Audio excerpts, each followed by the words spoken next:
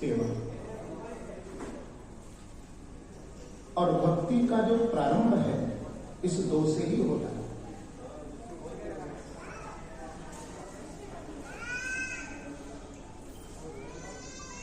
सेवा कथा हो नितराम पिबत्वम, भागवत सेवा कथा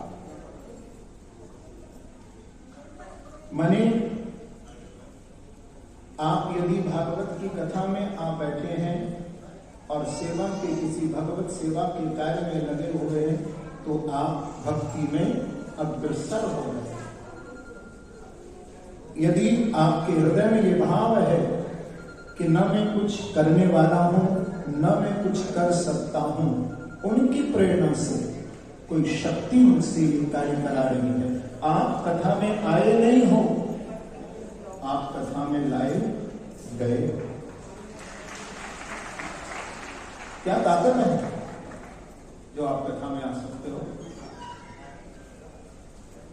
श्रेयांश बहु विघ्नानि, शास्त्र कहता है कि शुभ काम में बहुत विघ्न आता है, बड़ी अड़चनें आती हैं, बड़ी रुकावटें आती हैं।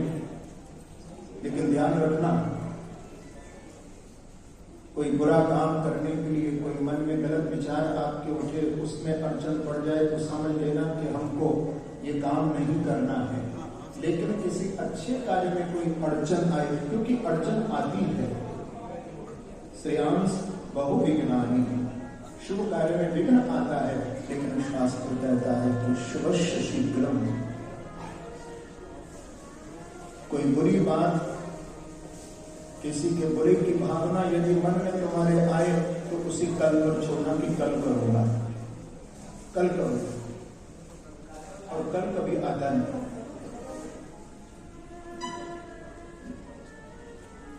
कल कभी आता नहीं। आप कल, और यदि कोई गलत मन में आपके कोई संकल्प उठे उसे कल पर यदि आप छोड़ दोगे कि मैं कल करूंगा, तो आप ध्यान रखना आप अनेक अधर्म अनेक पाप से बच जाएंगे। लेकिन कोई सत संकल्प हमारे मन में उठे उसे कल पर नहीं छोड़ना, क्योंकि शुभ कार्य में विघ्न आता है। तो शुभ काम तो यदि मन में आए तो तत्क्षण पश्चात शुभ काम को पूरा करना है।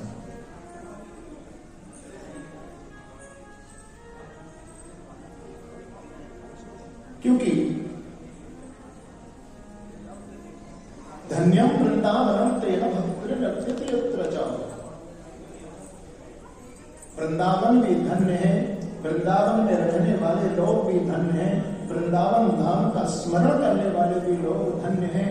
क्योंकि हमारे परम आचार्य सिद्ध शेखर स्वामी श्री हरिदास जी महाराज ने जो साधना की एक रीत बताई है, उसमें यही तो है वृंदावन का ध्यान।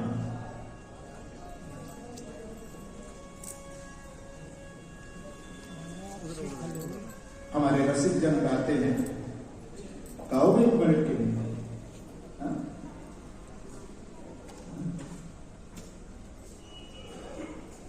जय जय कुंज बिहारी श्री हरिनाथ, जय जय श्री वृंदावन निधि वनवास।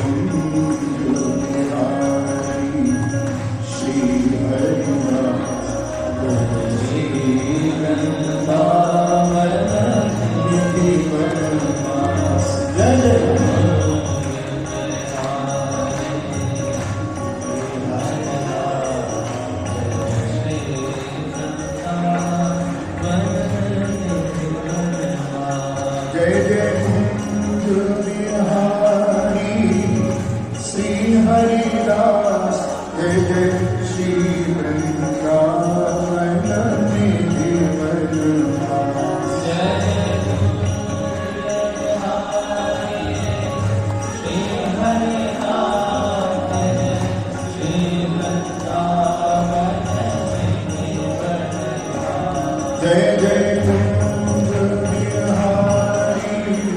श्री हरिदास, जय जय श्री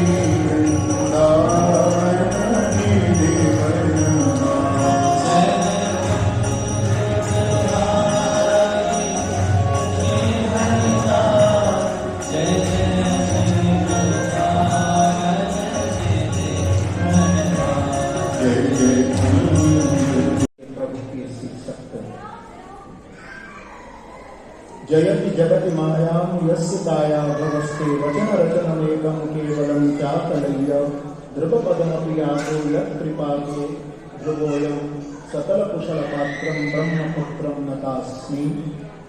नारद जी ने भक्ति को सांत्वना प्रदान की और भक्ति के दोनों पुत्रों को स्वस्थ करने के लिए वेद उपनिषद गीता का पाठ किया। आकाशवाणी हुई, उद्यम सफलस्तेयं भविष्यति न संशय, कि तुम सत्कर्म करो। इस प्रश्न को लेकर के देखिए नारद जी वृंदावन से अनेक तीर्थों में गए, अनेक संतों के पास गए और कहीं भी नारद जी को उनके प्रश्न का उत्तर नहीं मिला।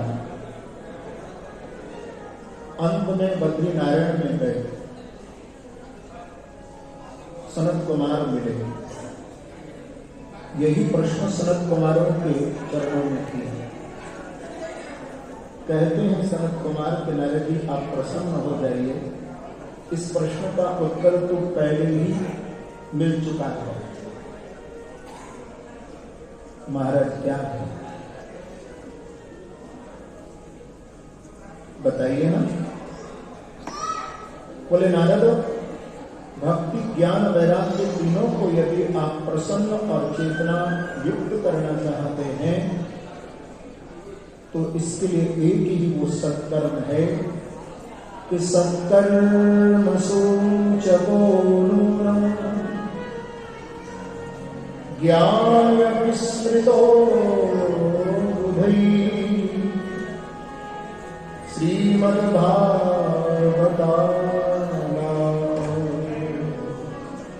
शतपीतः श्रुतानि।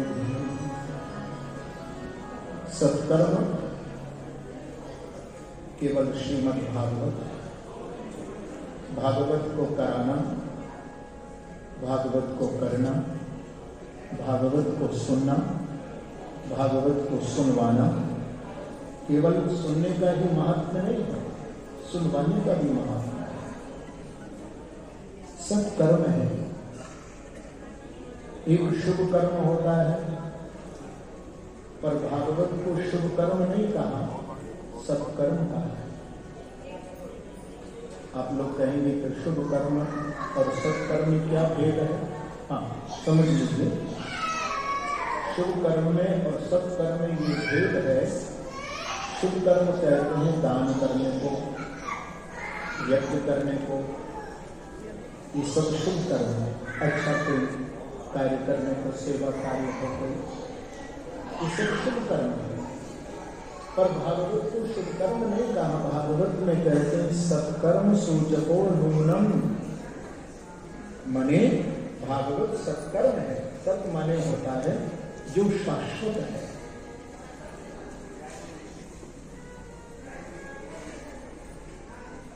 जो हमें उससे जोड़े वो कर्म, उसे कहते हैं सत्कर्म। सत माने